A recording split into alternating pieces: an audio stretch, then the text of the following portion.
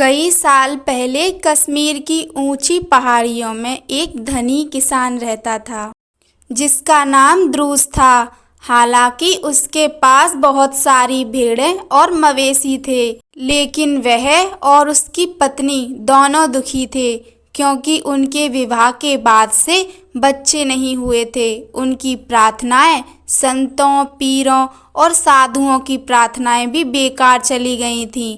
उनका कोई परिणाम नहीं निकला था। एक दिन सफर से थका हुआ एक पीर गांव में से होकर गुजरा। वह श्रीनगर में बागों और मेवे के उद्यानों के बीच आराम करने के रास्ते में था।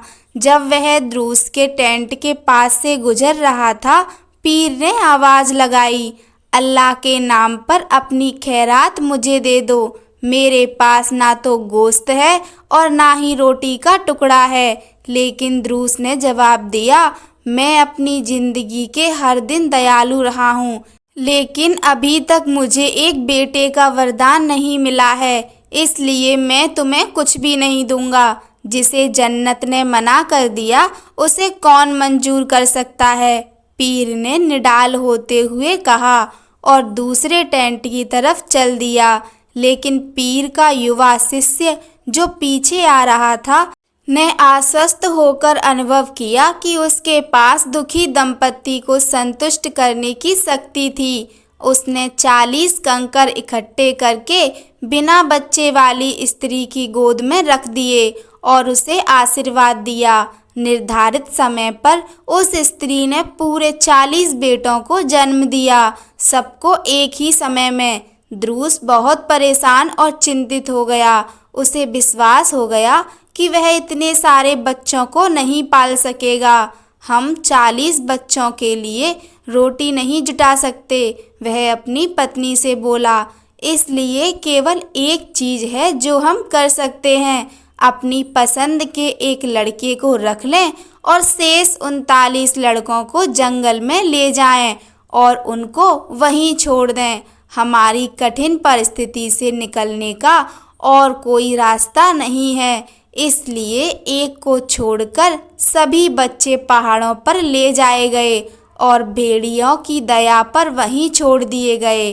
उन्हें मरने के लिए छोड़ दिया गया था, लेकिन एक दिन पहाड़ियों में अपनी भेड़ों के झुंड को चराते हुए एक गडरिये को एक हिरण का खास व्यवहार उन चट्टानों और बोल्डरों की तरफ ले गया जिन्होंने एक कंदरा का मुख बंद कर रखा था।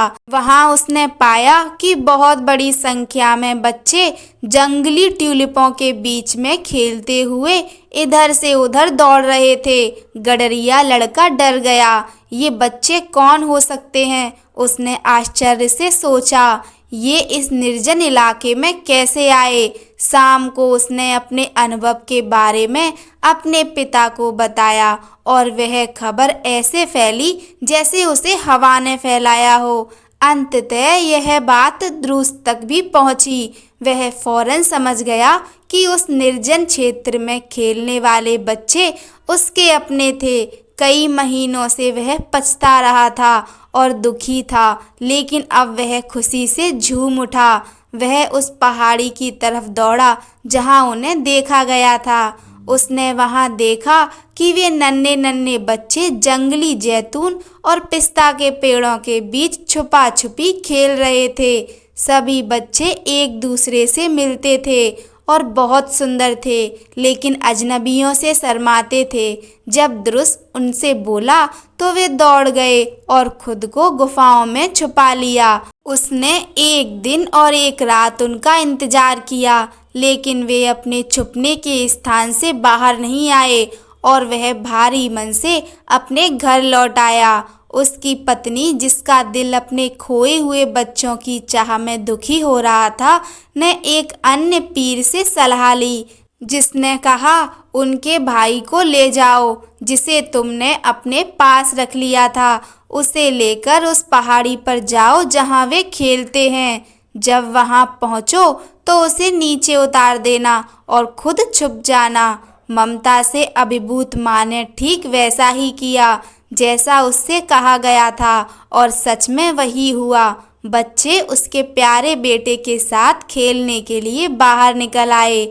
नन्हे अजनबी और उसकी मधुर आवाज़ से आकर्षित होकर वे उसके पीछे पीछे अपनी माँ के पास आ गए, जिसने उन्हें गले से लगाया और उन्हें मिठाइयाँ दी और जल्दी ही बिना किसी कठिनाई के वह उन्हें उनके घर लाने में सफल हो गई। ध्रुव बच्चों को वापस पाकर इतना खुश था कि उसने गरीबों को उपहार और भोजन बांटा और गांव में संगीत तथा भोज का आयोजन हुआ। उसने सभी 40 बच्चों को नमाज अदा करना और पवित्र किताबें पढ़ना सिखाया। लेकिन अल्लाह का फरमान यह था कि देवदूत अजराइल एक ही समय में 40 की सांसें ले ले। सारे 40 बच्चे अचानक एक ही दिन मर गए। पूरे गांव में मातम छा गया और लगातार 3 दिन और 3 रात तक दुआएं की गईं। अंतिम संस्कार में भाग लेने आए अनेक मित्रों के लिए भोजन तैयार किया गया। उसके बाद 40 भाइयों को उस पहाड़ी पर ले जाया गया जहां वे पाए गए थे और सुनसान क्षेत्र में उसी पहाड़ी पर उन्हें दफना दिया गया जहां वे जंगली ट्यूलिपों के बीच खेलते थे। और आज के दिन तक बच्चे भी रहस्यमय पर्वत पर घूमते हैं, जिसे कुह चेहलतान 40 भाइयों की पहाड़ी के नाम से जाना जाता है। कहानी सुनने के लिए आप सभी का धन्यवाद। जय श्री राम।